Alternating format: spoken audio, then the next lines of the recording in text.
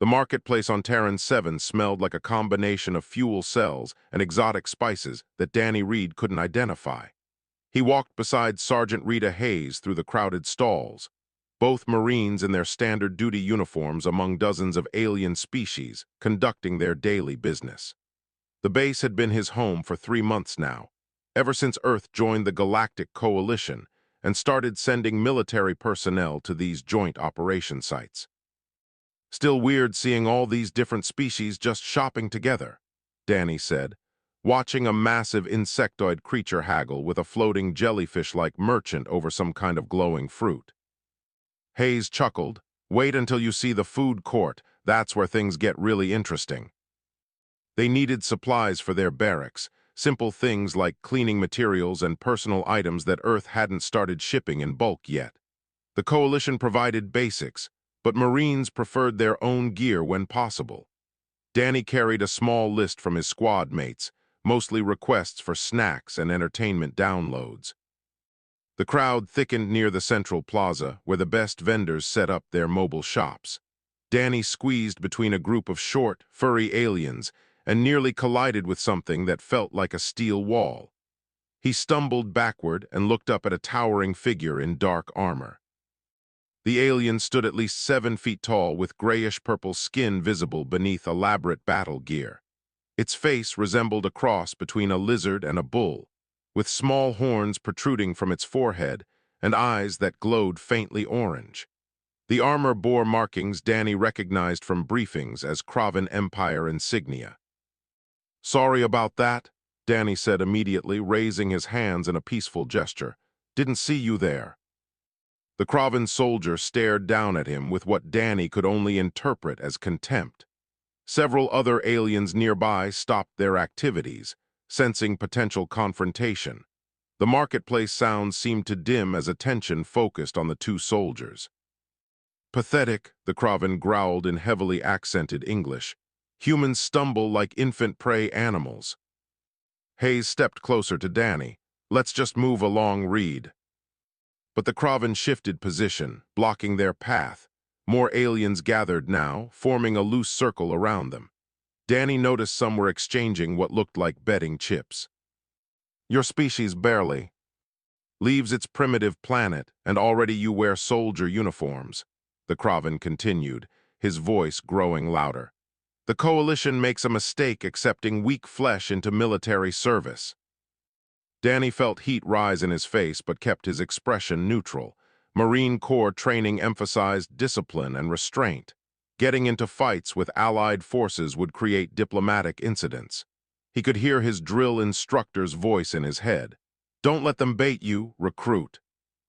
"We should go," Hayes said quietly, touching Danny's shoulder. They turned to leave, but the Kraven grabbed Danny's shoulder and spun him around. The grip was powerful enough to hurt through his uniform. "I speak to you, human. Running away proves my point." The alien's breath smelled like sulfur. "Your kind has no honor, no strength. You are prey pretending to be predators." The crowd had grown to at least 50 beings now. Danny could see Coalition military police on the far side of the plaza, but they hadn't noticed the disturbance yet. He tried to calm his breathing like his hand-to-hand combat instructor taught him. "Look, I apologized," Danny said evenly. "I don't want trouble." "Of course you don't." The Kraven released his shoulder and stood even taller, playing to the crowd. "Humans want safety, comfort, peace. You do not belong among warriors." Other alien soldiers laughed. Some jeered in languages Danny didn't understand. He saw a few species that looked sympathetic, but none intervened. This was apparently entertainment for them. Hayes pulled on Danny's arm. "Reed, come on, he's not worth it." The Kraven's hand flashed out faster than Danny expected. The backhand strike caught him across the face with enough force to snap his head sideways. Pain exploded through his jaw and he tasted blood. The marketplace went completely silent. Danny stood there for a moment, hand rising to touch his split lip. The Kraven watched him with satisfaction, expecting the human to either run or cry or do something that would confirm his prejudices. The crowd waited to see how this prey species would react to a predator's challenge. Hayes's expression had gone cold and dangerous. "Danny, don't." But Danny calmly handed her his shopping bag and the list. "Hold these for a minute, Sergeant." He rolled his shoulders once, settling into a balanced stance. Years of Marine Corps martial arts program training flooded back into muscle. Memory, his grandfather had been a boxer too, teaching him footwork before he could ride a bike. The Kraven thought humans were weak because they were smaller, lighter, less armored by nature. What the Kraven didn't understand was that humans had spent millennia learning to fight things bigger and stronger than themselves. The alien raised his fist for another strike, clearly intending to beat this lesson into the young Marine. The crowd leaned in, anticipating a brutal display of Kraven superiority. Danny could see the coalition police finally starting to push through the throng, but they were too far away. Time seemed to slow as the massive fist descended toward Danny's face. He shifted his weight to his back foot, watching the attack develop. The Kraven was strong and armored, but he was also overconfident and slow. Danny had fought bigger opponents in training. He understood leverage, momentum, and precision. The fight was about to end in seconds. Danny's body moved before his conscious mind finished planning. The Kraven's fist whistled past his ear as he stepped inside the attack arc with minimal wasted motion. His right hand shot forward in a palm strike to the alien's elbow joint, hyperextending it and throwing off the soldier's balance. The Kraven grunted in surprise. Danny was already pivoting, using the alien's forward momentum against him. His left foot swept low, hooking behind the Kraven's knee at the vulnerable gap where armor plates met. Combined with a sharp elbow strike to the nerve cluster in the thick neck, the technique worked exactly as designed. 3 seconds had elapsed since the first punch. The 7-foot alien crashed onto the stone marketplace floor with a sound like a dropped anvil. His armor scraped and clanged. The crowd gasped collectively. Danny stepped back into a ready stance, hands up but not aggressive. His breathing remained controlled. The Kraven thrashed on the ground, trying to orient himself. Confusion filled those glowing orange eyes. Nobody had ever put him down that fast. "Stay down," Danny said quietly. "I don't want to hurt you." The alien's pride wouldn't allow it. He roared and pushed himself upright, charging forward with both arms extended. Danny sidestepped like a matador, adding just enough force to the Kraven's shoulder to send him stumbling past. As the soldier turned, Danny delivered a precise strike to the solar plexus, right where. Intelligence briefings said Kraven anatomy kept major nerve clusters. The alien dropped to his knees, gasping. Total elapsed time, 7 seconds. Danny hadn't even broken a sweat. "Stop this immediately." Commander Helix arrived, his 4 insected arms gesturing for order. The Coalition Provost Marshal's compound eyes took in the scene with practiced efficiency. "What is happening here?" Hayes stepped forward. "Self-defense, sir. The Kraven struck Lance Corporal Reed without provocation. Multiple witnesses can confirm." Aliens in the crowd began speaking simultaneously in various languages. Helix raised 2 arms for silence. "I will review security footage before making judgments. Both soldiers will remain here." The Kraven struggled to his feet, wheezing. "The human attacked me. He used dishonorable tactics." "I have the marketplace security system accessing now," Helix said, projecting a holographic display from a device on his thorax. The recording showed everything from multiple angles. The unprovoked strike, Danny's measured response, the Kraven's second attack and subsequent defeat. Helix watched in silence. His antenna twitched with what might have been surprise. The human showed considerable restraint. "You could have caused serious injury to an opponent already defeated, Reed, but you chose minimal necessary force." "We're trained to neutralize threats, sir, not create casualties unless absolutely required," Danny replied. More Marine personnel arrived, pushing through the crowd. Hayes had signaled for backup. They formed a loose protective circle around Danny, not threatening but clearly ready. The Kraven's commander arrived moments later, a massive alien even larger than the soldier Danny had fought. General Cross wore elaborate battle armor decorated with countless battle honors. His face bore scars that spoke of decades of combat. He approached the holographic replay that still floated in the air and watched it 3 times without speaking. Finally, Cross turned to his soldier. "Vorlak, you have shamed our unit." Vorlak's eyes widened. "General, the human used tricks." "You struck an opponent who apologized," Cross's voice carried across the silent marketplace. "You attacked again when already defeated. You lost to a being half your size in combat lasting mere seconds." He gestured at Danny. "This human showed you mercy when he could have broken bones. He fought with honor while you fought with arrogance." Ambassador Talai's swooped down, the avian diplomat's feathers ruffled with stress. "Perhaps we can resolve this diplomatically. Both sides could offer formal apologies, and we move forward with coalition harmony intact."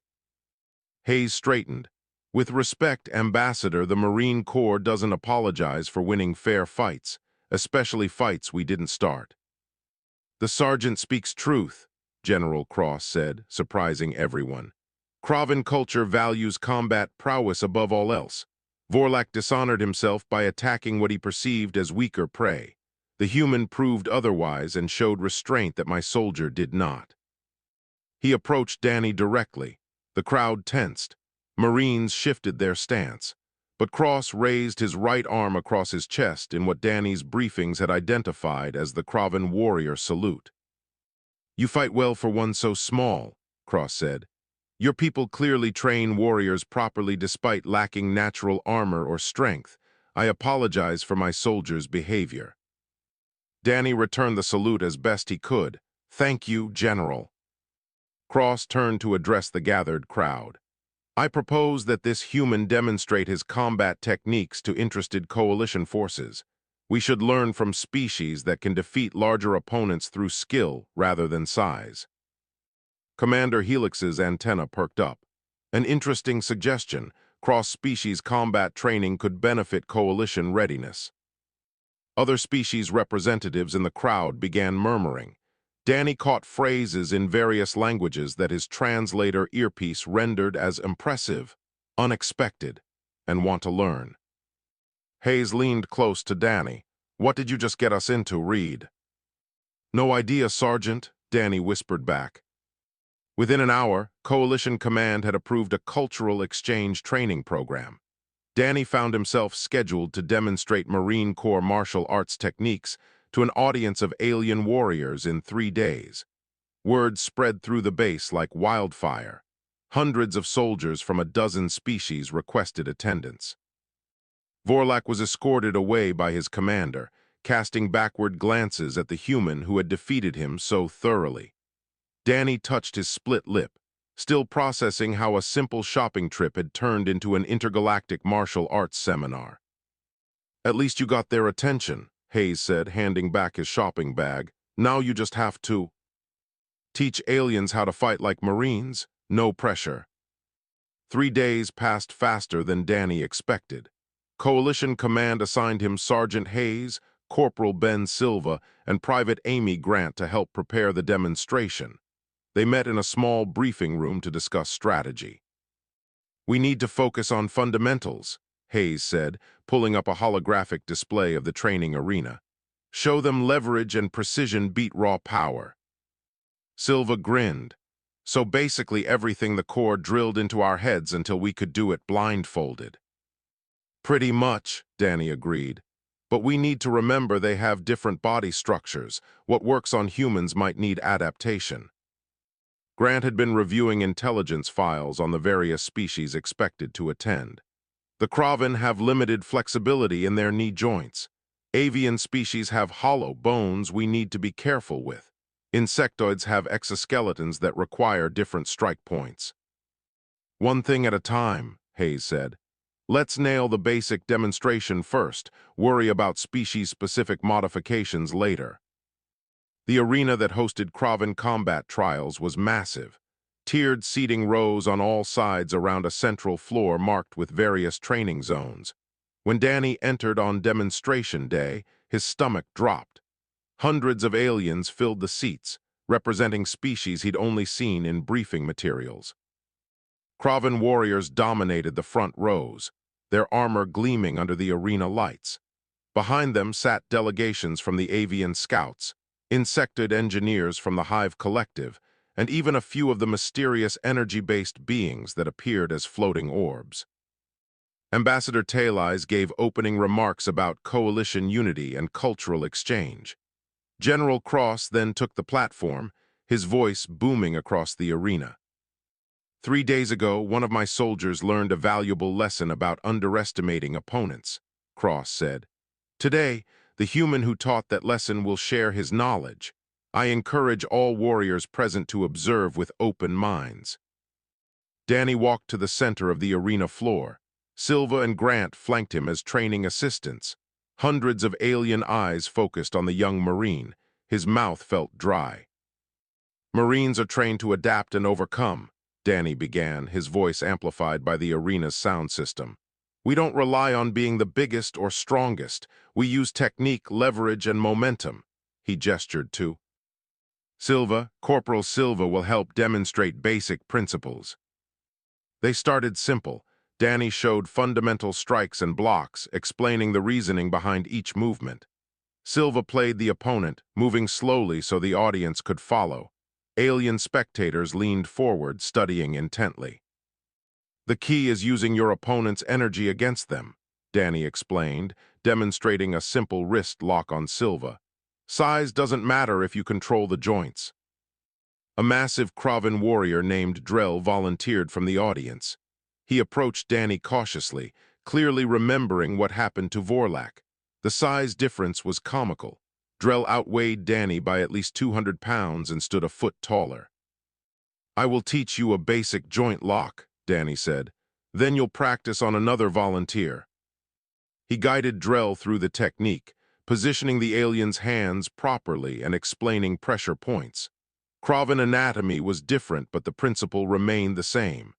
Drell practiced on another Kravan volunteer and successfully applied the lock. The massive warrior's face split in what Danny hoped was a smile. This works. I controlled him completely despite equal size. More volunteers came forward. An avian scout wanted to know how to defend against larger opponents. Danny adapted a throw technique to account for the alien's lighter bone structure and wing positioning. An insectoid engineer asked about fighting in confined spaces. Danny demonstrated close-quarters techniques. The session ran 2 hours past its scheduled end because aliens kept requesting more demonstrations. Danny's confidence grew as he taught. These weren't enemies or threats. They were students genuinely interested in learning. Grant recorded everything on her tablet. Human military intelligence is going to love this footage. We're basically spreading Marine Corps doctrine across the galaxy. Silva joked between demonstrations. Reed's going to be the first human martial arts instructor with alien students. They'll write books about this. General Cross approached during a break. Your teaching adapts well to different species. This flexibility is itself a valuable lesson. He paused.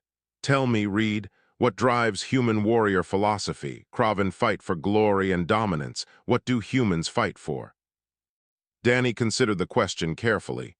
We fight to protect. The Marine Corps teaches honor, courage, and commitment. We're trained to use proportional force and show restraint. Victory isn't just about defeating enemies. It's about accomplishing the mission while minimizing harm. Several alien warriors nearby listened to this exchange. An avian officer spoke up. Your species trains for protection rather than conquest. This is unusual among warrior cultures we've encountered. Most species we know believe strength means domination, another alien added. Hayes stepped in. Humans learned the hard way that unchecked aggression destroys civilizations. We've been fighting each other for thousands of years.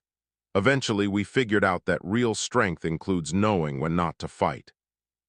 The philosophical discussion continued as aliens debated the merits of different warrior codes. Danny was surprised by how interested they seemed in human perspectives on combat ethics. Then Vorlak appeared at the arena entrance. The crowd noticed immediately. Conversations died. The Kravan soldier who had started everything walked slowly toward the center floor. His armor bore no weapons. His head was lowered. Hayes and Silva moved to intercept, but Danny waved them back.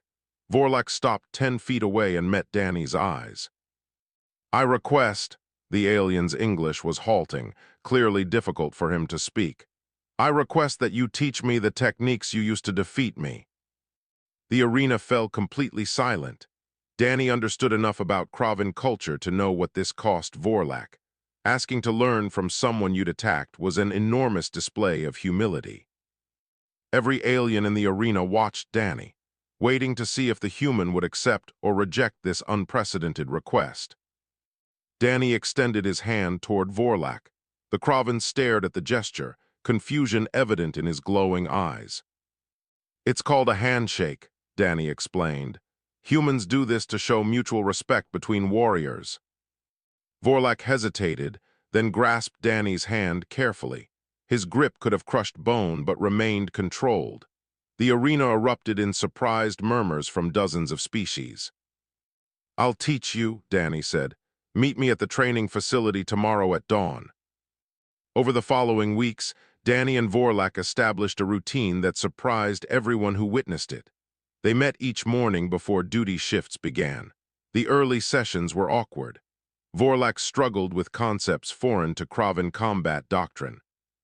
"You are strong enough to break my defense," Danny said during one session, "but you waste energy trying to overpower when you could redirect." Vorlak practiced the movement again. Kravan warriors train to overwhelm opponents through superior force. Restraint is viewed as weakness in my culture. "Not weakness," Danny corrected. "Efficiency. Why use all your strength when half gets the job done?" The alien warrior gradually improved. Danny learned that Vorlak was actually a talented fighter when not blinded by prejudice. In return, Vorlak taught Danny about Kravan combat styles emphasizing endurance and intimidation. "You fight to end confrontations quickly," Vorlak observed. "Kravan fight to dominate over extended combat. Neither approach is wrong. They serve different purposes." They began discussing more than techniques. Vorlak explained he'd joined the military to escape poverty on his home colony. Danny shared that he'd enlisted because college wasn't affordable and he wanted purpose. Their backgrounds were surprisingly similar despite being from different worlds. "I struck you because I felt threatened," Vorlak admitted one morning. "Humans adapt so quickly. In briefings, we learned your species went from primitive combustion engines to space travel in barely a century. That kind of rapid advancement frightens established powers." Danny hadn't considered that perspective. "So you lashed out because we scared you." "Yes, shame is easier to bear than fear." Their partnership inspired Coalition Command to formalize cross-species training. Hayes was assigned as program coordinator. Dozens of alien soldiers enrolled in what they called human adaptive combat courses. Danny found himself teaching alongside his regular duties. Not everyone supported the program. Representatives from the Queller Dominion dismissed humans as lucky primitives who'd won a single fight. Political factions within the coalition argued against elevating human military status so quickly. Ambassador Taileyes warned Danny privately, "You're making waves. Some species feel threatened by how quickly humans are gaining respect. Be careful." The tension came to a head during coalition combat exercises. Mixed species teams were assigned objectives in simulated hostile territory. Danny's team included Vorlak, an avian scout named Pip, and a Queller heavy weapons specialist named Harek. Harek made his contempt clear immediately. "I will not follow." Human tactical suggestions. Humans lack combat experience against real threats. Danny tried diplomacy. "We're supposed to work together for this exercise." "Work together?" Harek's laugh sounded like grinding metal. "You teach parlor tricks to impressionable warriors. Real combat requires firepower and aggression." Pip attempted mediation. "Perhaps we could combine approaches." "The avian speaks more sense than the human," Harek interrupted. "But I will lead this team to victory despite being burdened with inferior members." They deployed into rugged terrain marked with obstacles and hidden opposition forces. Herrick immediately charged forward with his heavy plasma weapon, ignoring Danny's suggestions about reconnaissance. "We should scout the area first," Danny said over comms. "Cowardice," Herrick responded. "Queller warriors strike first and hard." Vorlak sided with Danny. "The human's caution is wisdom, not cowardice." The team split. Herrick pushed ahead while Danny, Vorlak, and Pip moved more carefully. Then the ambush triggered. Opposition forces had predicted Herrick's aggressive approach and positioned accordingly. Pip took simulated fire while trying to scout. His suit registered fatal hits and locked him out of the exercise. Herrick found himself surrounded by opposition forces. His heavy weapon was powerful, but he was alone. They eliminated him within minutes. Danny and Vorlak retreated to cover. "Just us now," Danny said. "Down 2 team members and facing superior numbers." "What would Marines do in this situation?" Vorlak asked. Danny assessed their position. Years of training in wilderness survival and small unit tactics kicked in. "We use terrain and surprise, make them come to us on our terms." He led Vorlak through a flanking route that used natural rock formations for concealment. They moved slowly and deliberately. Opposition forces were focused on the area where Herrick had fallen, expecting the remaining team members to attempt rescue. Instead, Danny positioned them on high ground with clear sight lines. "When I signal, you provide covering fire. I'll move to their flank." "This seems risky for just an exercise," Vorlak noted. "Training like it's real makes you ready when it is real," Danny replied. They executed the plan perfectly. Vorlak's heavy fire drew attention while Danny circled around. The opposition forces found themselves caught between 2 attacks. Vectors, Danny's precise shots, and Vorlak's overwhelming firepower complemented each other. They completed the primary objective while outnumbered and down 2 team members. When the exercise ended, Herrick was furious. "You used tricks instead of honorable combat," the Queller accused. "I demand you prove yourself in single combat, human against Queller. We will see who is truly worthy of military respect." Coalition observers looked concerned. This violated protocol, but Herrick had issued a formal challenge in front of multiple witnesses. Before Danny could respond, Vorlak stepped forward. "If you wish to challenge Reed, you must defeat me first." His voice carried ancient ritual formality. "I claim right as combat sponsor under Kraven warrior law." Herrick's expression shifted from anger to uncertainty. Combat sponsorship was recognized across multiple warrior cultures. Refusing the challenge meant losing all credibility. Fighting Vorlak meant facing a Kraven warrior who now combined traditional strength with human techniques. Commander Helix intervened before violence could erupt. "Both of you stand down. Herrick, you violated coalition combat regulations with that challenge. You face disciplinary action." He paused, considering. "However, I propose an alternative. Large-scale war games are scheduled in 2 weeks. We will use them to evaluate human training methods formally." General Cross nodded approval. "A practical test rather than personal combat. This serves coalition interests better." Herrick had no choice but to accept. Danny felt relief mixed with new pressure. The stakes had escalated from personal conflict to representing human military doctrine on a galactic stage. The preparation period was intense. Reed's training program expanded rapidly. Alien soldiers who'd been skeptical now wanted to learn before the war games. Silva and Grant became full-time assistant instructors. Vorlak served as senior student, helping bridge cultural gaps. Ambassador Taileyes pulled Danny aside one evening. "You understand what's really being tested here. If human methods prove effective, Earth gains significant influence in coalition military planning. If they fail, human credibility suffers for generations." "No pressure then," Danny said wryly. "The political implications are substantial," Taileyes continued. "The Queller Dominion has been lobbying against deeper human integration. They see Earth as a potential threat to their position. These war games will influence how other species view humanity for decades. The night before war games, Danny sat alone reviewing tactical plans.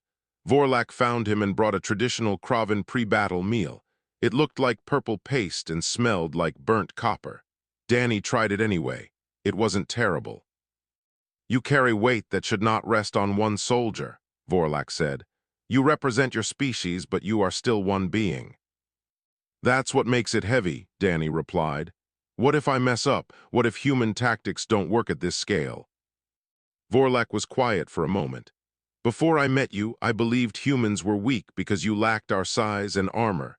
You taught me that strength takes many forms. Whatever happens tomorrow, you have already changed how warriors across the galaxy think about combat. That cannot be undone by one exercise." The war games began at dawn. Thousands of troops from dozens of species deployed across a massive training zone.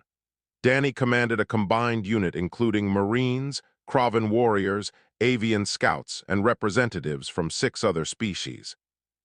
Herrick led the opposition force with numerical and technological superiority. He'd positioned himself to demonstrate that traditional coalition tactics would crush human innovation. Danny studied the scenario. His unit was outnumbered 3-1 and tasked with defending a strategic position against overwhelming assault. Standard coalition doctrine would call for fighting retreat or negotiated surrender. "We're not doing standard," Danny told his assembled command team. "Humans have been winning against superior numbers for thousands of years. We use terrain, deception, and turn our disadvantages into advantages." He positioned Kraven warriors as a heavy assault reserve. Avian scouts provided reconnaissance and aerial coordination. Human Marines took leadership roles in small mixed units. Each species contributed their strengths to a flexible overall strategy. Herrick's attack came hard and fast, exactly as Danny predicted. Overwhelming force aimed at breaking the defenders quickly. But Danny's units gave ground strategically, channeling the assault into predetermined kill zones. When Herrick committed his reserves to break through what looked like a collapsing defense, Danny sprung the trap. Coordinated strikes from multiple directions hit the overextended opposition force. Simultaneously, Kraven warriors provided anvil to the human hammer. Avian scouts cut communication lines. The opposition force fragmented and confused under unexpected pressure. Herrick found his superior numbers neutralized by terrain and coordination. Within 2 hours, Danny's outnumbered unit achieved decisive victory. Coalition observers were stunned. General Cross declared human combat doctrine a revolution in warfare. Even Herrick was forced to acknowledge the tactical superiority, though his pride clearly suffered. The political implications were immediate. Coalition formally adopted human adaptive combat training as standard curriculum. Danny received offers to become a permanent instructor at Coalition War College. Earth's diplomatic position strengthened considerably. 6 months later, Danny walked through the same marketplace where everything started. Alien soldiers from various species recognized and greeted him respectfully. A young Kraven warrior accidentally bumped into him while carrying supplies. The warrior froze, clearly knowing who Danny was. "I apologize, Instructor Reed, I did not see." Danny smiled and helped gather the dropped packages. "No problem, happens to everyone." He handed back the supplies. "You're in next week's advanced tactics class, right?" "Yes, sir, I look forward to learning from you." Danny continued through the market with Vorlak, who now served as co-instructor. They discussed upcoming training schedules and new students. The Kraven warrior had become one of Danny's closest friends despite their rocky beginning. "You ever think about how much trouble one little bump in a marketplace caused?" Vorlak said. Danny touched his lip where the scar had faded. "Every day, but it wasn't really about the bump or even the fight. It was about what came after." They passed a group of mixed-species soldiers training together in an open area. Human techniques blended with alien capabilities. Warriors who'd once seen humans as weak now sought Earth combat instructors eagerly. Herrick approached from a side path.